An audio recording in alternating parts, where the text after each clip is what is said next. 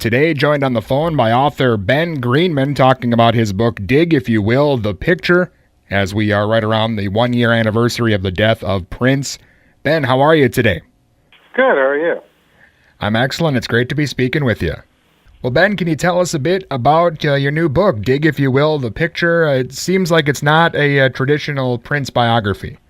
It is not a traditional Prince biography. My relationship with him, not personal, but as a fan to an artist, was very long and very intense, and I didn't think it would be right to write a traditional biography. I thought that would have been kind of hiding too much of what went into my thinking.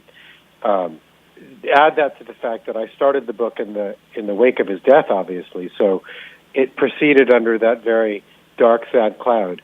And what I ended up with is sort of a mix between some biography, a lot of critical study, and a decent amount of memoir. Well, Ben, I'm in Minnesota here, so we get the Prince phenomenon, but can you explain, I guess, what it is about him that made you want to write this book and why you're such a big fan?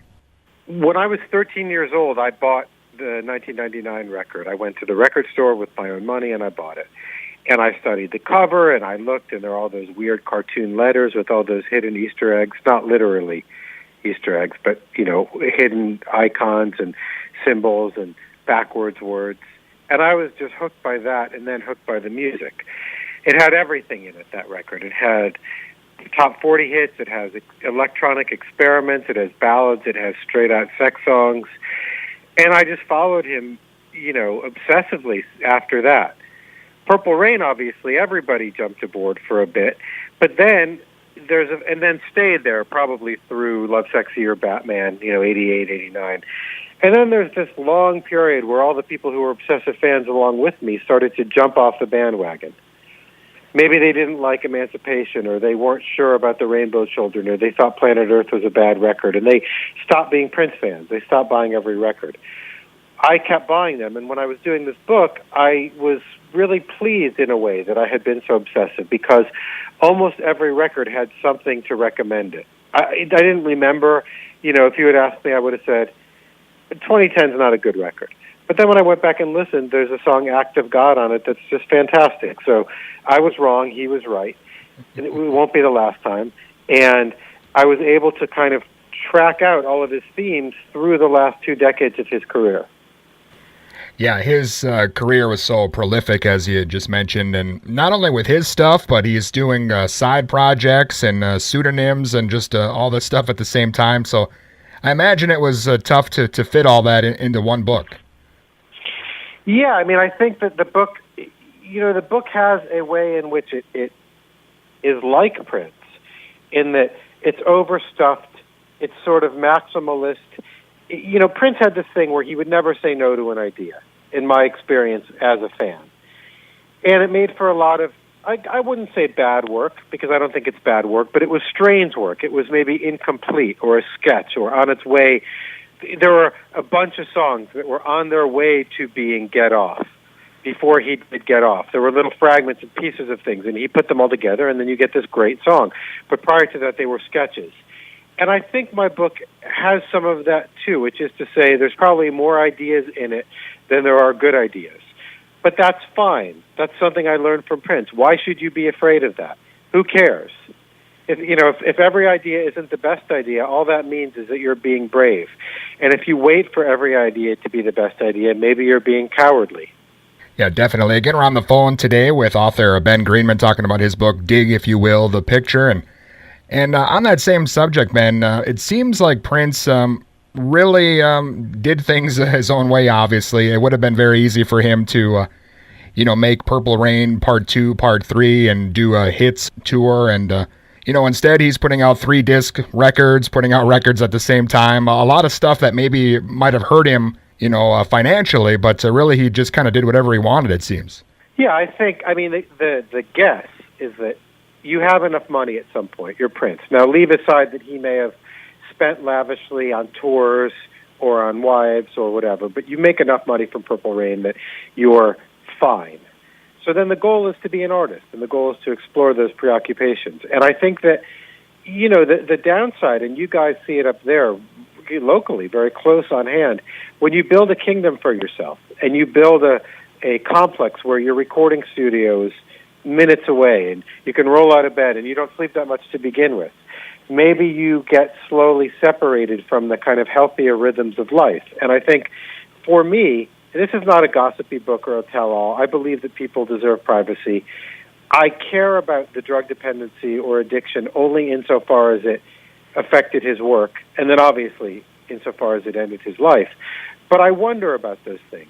You know, when you have a life that's directed only to making work, and it's in a kind of mausoleum. Like, I was always personally creeped out by Paisley Park. I visited Minneapolis a number of times and never could work up the courage to get too close to it. I would just stand across the street because there's something about it that made me uneasy. I'm not sure what it was. Maybe I saw that he was kind of walling himself off, and then the urn that happened after he died, which is a miniature Paisley Park, sort of confirmed that suspicion. It's to me, a little uneasy-making, though it made great work. But as you say, it's so prolific, but also kind of a law unto himself as far as those things were concerned, not releasing. He said at one point, I have the sequel to 1999 in the vault. I could just release that. And as you say, well, why wouldn't you at some point? I guess he didn't want to. Well, you mentioned being a lifelong fan, so do you struggle at all with, after Prince died, all these people seemingly came out of the woodwork as lifelong Prince fans, and Purple Rain shot back up the charts, but, you mentioned a lot of those people, they kind of jumped off the bandwagon when things got a little different there in the 90s. Yeah, and I think that obviously you get older, everyone gets older, everybody leaves behind that sense of exploration. I don't know the number, I'll just make one up. Most people's music tastes harden by, let's say, 31, and then they don't take on a bunch of new artists. Some people do, or they don't follow the same artists as doggedly. I'm as interested now in the whole dispensation of the vault, and I don't really know the answer. I mean, it's a tricky thing because there's a lot of legal tangle. There's a lot of issues here with who owns the music or how much should be released or how much Prince wanted to be released. And yet fans also want the most complete picture of this amazing artist. So, yeah, I mean, everybody gets a second wind after their death. It happened with Cobain. It happened all the way back to, Buddy Holly. That's not that strange. I guess the question here is how that will all play out. For my purposes, I just want to use my book to send people back to his work. I would love it if the people who read it just ended up back in an album that they listened to when they were 25, listening to it obsessively again. Yeah, and it'll be interesting to see where things go, as you mentioned, with the vault. And I just read today they're releasing something already, and Paisley Park may be threatening a lawsuit, so it's probably going to be a tangled mess here for quite a while. Yeah, I mean, of course, already, right. They say it's a guy who produced with him, and Paisley Park says, no, you signed a contract to turn the songs back into us, to him, to the estate. It's going to be tangled. And really, in a weird way, it's yet more of the same from Prince. This was someone who spent his life exploring all these tensions between black and white, straight and gay, masculine and feminine, public and private, loner and band leader. So this whole set of questions, who owns what, in a weird way, it's a very Prince-like outcome. I think in a sense he would have liked it. I mean, I don't know that he would have been happy with people releasing his material, but to say, hey, there's a real fascinating question around this, I think would have appealed to him, because it is kind of an interesting question.